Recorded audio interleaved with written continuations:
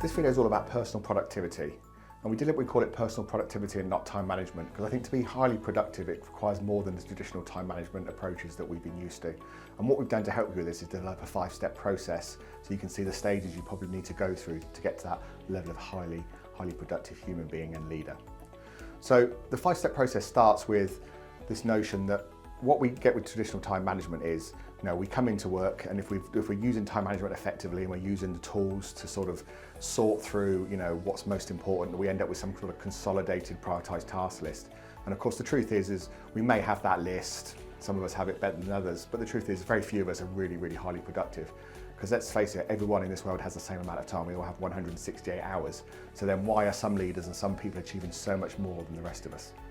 So in terms of starting through the model, I think the first step is actually just to step back and go, actually, do we have real clarity of our inputs? And I think that's a real challenge in this day and age where we have so much information coming at us so quickly and from so many places. So are you really clear about what your clarity of inputs are? So what are your goals? What are your OKRs, KPIs, strategic aims, whatever language you like to use?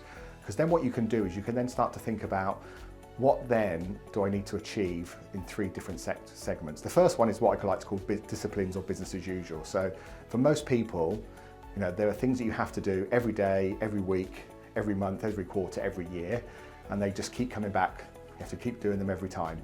Even simple things like I need to do my emails every day, I need to attend a management meeting once a week, I need to do a strategy away day once every 6 months. So what's really interesting is how very few people have that listed. And I often say it's really important to create that list first and foremost, because that actually is the thing that I see most people sitting at their desk at 10 o'clock at night doing. Yet it shouldn't be a surprise. It's something that has to happen all the time. So why was that such a surprise that required you to be sitting at your desk at 10 o'clock at night doing it? So create that list. The good news is you only create that list once, and only then very occasionally will you need to refine it. It doesn't matter how you create it, pretty much with all this stuff. This is not a lesson in what technology you should be using. I have people that are still using pens, paper, colouring pens, as well as all the latest technology. The important thing is you follow this process. And that then leads us into the second list, which I call projects or tasks, which I suppose is really what we would class as our traditional to-do list that most of us would have. It's a list of things that we need to do, big or small, that once they're done, we tick them off and we put a line through them and they're done. So that's a really important list to have to hand, and it's probably one we already have anyway.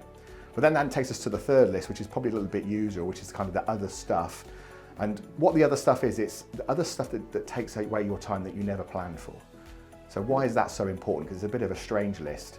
Well, I say, well, if you can start to capture on a third list the things that hijack your time, there's a couple of things that you can then do. First of all, now you're conscious of it, you can ask yourself, is that okay, and should that be happening? Or actually, is it not okay, and do I need to do something about getting rid of it?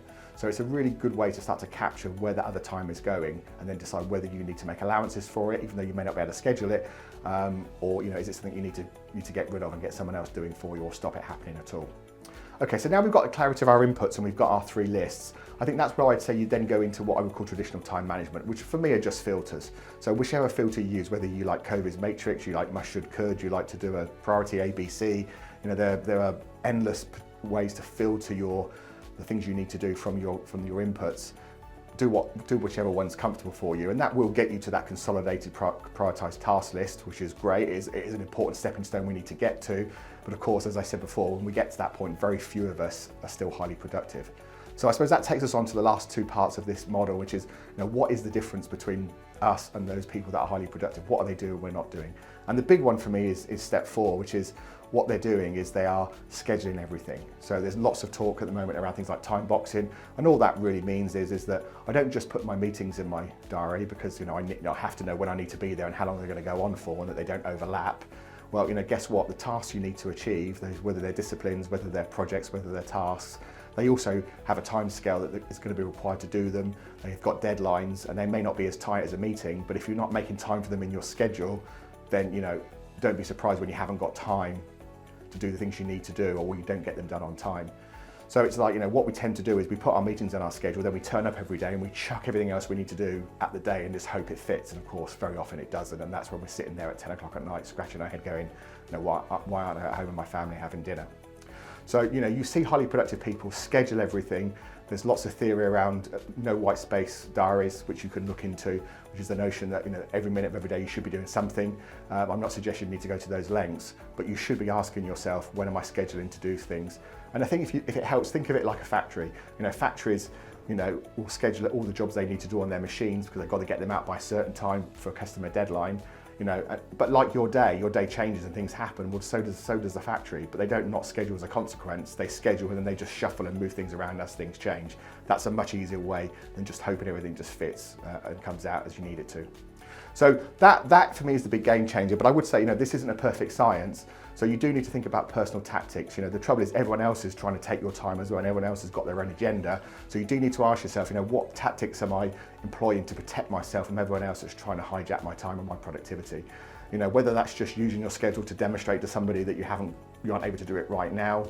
Very good way to manage it, by the way. Whether it's the way you use different models like Raft that you'll see in another video of ours to sort of prioritize how you you schedule things through. There's a myriad of things, but you do need to think about those tactics. Should I be looking at my emails all the time? Should I be turning off my notifications? I mean, I could stand here for the next hour talking about tactics, but really think about what you do to really protect yourself personally from everybody else around you that's trying to hijack your time for the benefit of their own time. So that's the 5-step model. Really, really useful to think about it in that way through, so you get beyond just a normal time management thinking, and hopefully it'll help you be more productive and find a few more of those 168 hours in a week.